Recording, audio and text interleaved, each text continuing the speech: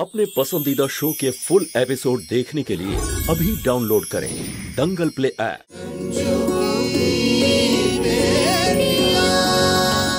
এবার শুনি আজকে টেস্টে কত মার্কস এসেছে? সবেতেই 90%। শুধু শুধু কি? শুধু ম্যাথসে 57% হয়েছে। আমি না ম্যাথসটা বুঝতেই পারি না। I hate maths. টিয়া, যেটাকে বুঝবি না সেটাকে ঘেন্না পেলে চলবে না, সেটাকে বোঝার চেষ্টা করতে হবে তো। পাগলি, কোনো ব্যাপার না, কাল থেকে আমি তোকে ম্যাথস পড়াবো, দেখবি খুব তাড়াতাড়ি ভালোবেসে ফেলবি। দিদি, আমি ভাবছি যে ওই ফালতু ছেলেটা কালকে নিশ্চয়ই কলেজে আসবে। আসবে। আরে ভুলে গেলি, সেই ছেলেটা যে দেখতে এসেছিল, আরে কি বেশ স্পেশাল একটা নাম ছিল, বিশেষ। হ্যাঁ বিশেষ, যে তোকে কলেজে ফলো করছিল, আর যখন আমি ওকে মারতে গেলাম তখন তুই অন্যবারের মতো মাঝখানে চলে এলি। দিদি, তার মানে ওই ছেলেটা তোমাকে কলেজেও দেখছিল, যেরকম ফিল্মে দেখায়। তাহলে তুমি মাকে বলনি কেন? মুস্কান, এইসব বেকার কথা। আর তাছাড়াও এইসব বলে মাকে আর আমি বিরক্ত করতে চাই না। আর ও তো আমার সঙ্গে খারাপ কোনো কথাও বলেনি। আর সব থেকে বড় কথা, যখন আমারই এসবে কোনো ইন্টারেস্ট নেই তাহলে কি এসে যায়? আচ্ছা বলো তো দিদি, বিশেষ নামটা তো বেশ ভালো, তাহলে ছেলেটাও নিশ্চয়ই ভালো। আমি কখন বললাম যে খারাপ ছেলে? হতেই পারে ভালো। আরে এর থেকে 100 গুণ ভালো ছেলেদের লাইন লাগিয়ে দেবো আমি দিদির জন্য, তাদের যারা দিদির যোগ্য হবে। এই গুড্ডু মিস্টার বেকার বন্ধুর ফালতু ছেলের মতো হবে না, চাই না এরকম ছেলে। ঠিক বলেছো। আচ্ছা, এবার পড়তে বস।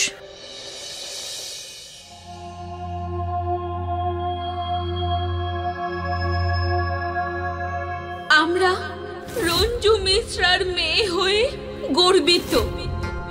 আমাদের বেঁচে থাকার জন্য আপনার টাকার কোনো প্রয়োজন নেই।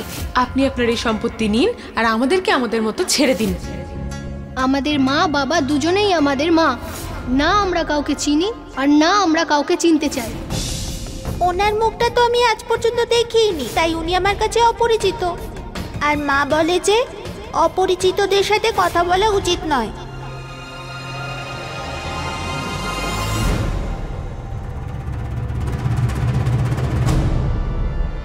রঞ্জুর মেয়েরা, হ্যাঁ?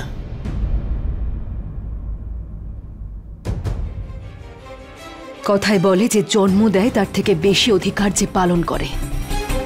যদি এই কথা সত্যি হয় তাহলে আমি আমার মেয়েদের আমার যোগ্যতায় বড় করেছি, আর এখন ওদের জীবনের সিদ্ধান্ত আমি অন্য কাউকে নিতে দেব না। নিজের রোজগারের এত অহংকার, আমার পাঠানোর টাকা ছুঁড়ে আমার মুখেই মারল। যদি তোমার এই অহংকার আমি ভেঙে দিতে পারি না, তাহলে আমার নামও গুড্ডু মিশ্র নয়। এটা আমার অহংকারের প্রশ্ন নয়, আমার আত্মসম্মানের প্রশ্ন। আর রইল তোমার দয়ার কথা, তাহলে তোমার নামটুকু ছাড়া তোমার দেওয়া আর কিচ্ছু নেই আমার কাছে, আর আমার চাইও না।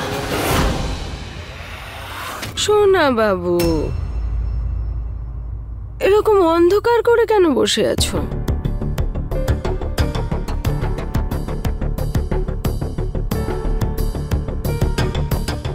দেখো সোনা বাবু, আমি বেশি কিছু জানি না, কিন্তু এইটুকু অবশ্যই জানি যে মানুষটাকে অপমান করার ক্ষমতা গোটা শহরে কারোর নেই। তার অতীত কাল তাকে অপমান করেছে। আর এটা শুধু তোমার অপমান নয়, এটা আমারও অসম্মান, কারণ তোমার নামের সিঁদুরই আমি সিঁথিতে পরি। তুমি একদম ঠিক বলছো ললিতা, কিন্তু এইসব ব্যাপারে টেনশন করার কোনো দরকার নেই। আমি সবকিছু একাই সামলে নেব।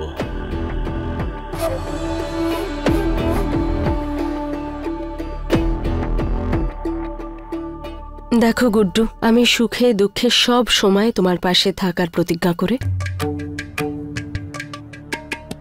তোমার হাত ধরেছি, তাই কোনো অবস্থাতেই আমি তোমায় একা ছাড়বো না।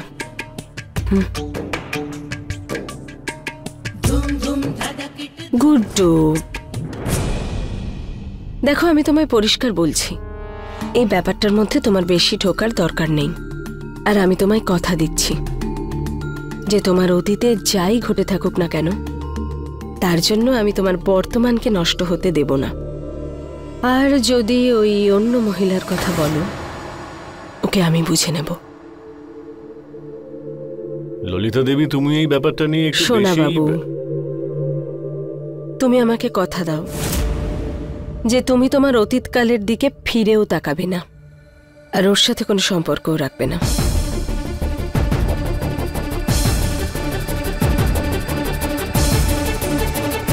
আরে ললিতা দেবী, কেন তুমি এত চিন্তা করছো? আমি তো সব সময় চেষ্টা করি যাতে আমি তোমার সব কথা রাখতে পারি। নিজের চেয়েও বেশি তোমাকে ভরসা করি গুড্ডু। আমার ভরসার মর্যাদা দিও। গুড্ডু, তুমি ওই রঞ্জুর কাছে যেতে পেরেছো তার কারণ ওর মেয়েদের নিয়ে এই শহরেই থাকে। এবার আমি ওকে শেষ করে ওকে যদি এই শহর থেকে দূরে না পাঠিয়ে দিই, তাহলে আমার নামও ললিতা মিশ্র নয়। আরে কি ব্যাপার?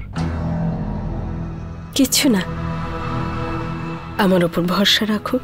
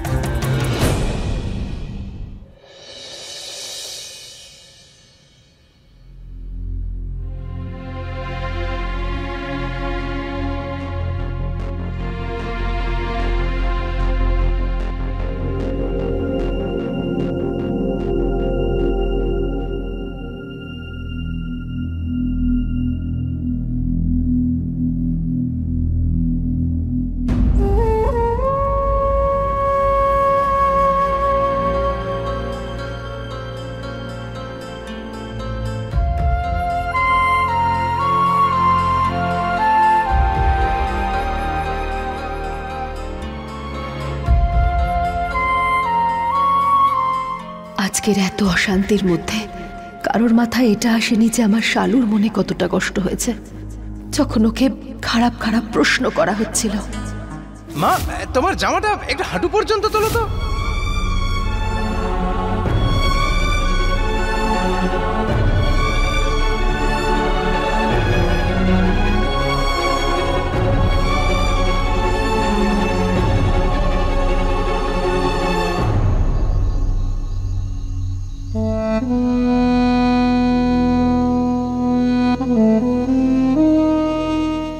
সবার সঙ্গে ও বসে বসে মজা দেখছিল, নিজের সন্তানের হয়ে একটা কথা পর্যন্ত বলতে পারল না।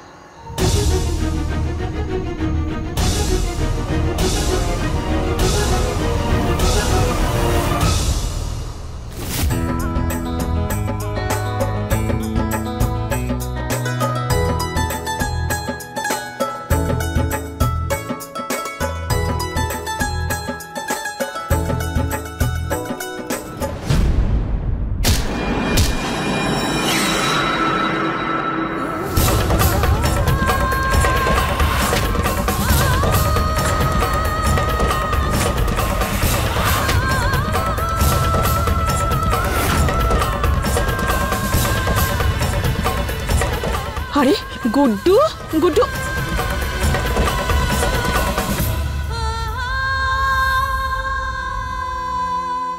কোনো ব্যাপার না বৌমা, কোনো চিন্তা করো না। বিভিন্ন কাজে কর্মে ঝামেলায় মেজাজটা একটু গরম থাকে, সকাল হলেই সব ঠিক হয়ে যাবে। যাও বৌমাকে নিয়ে এসো।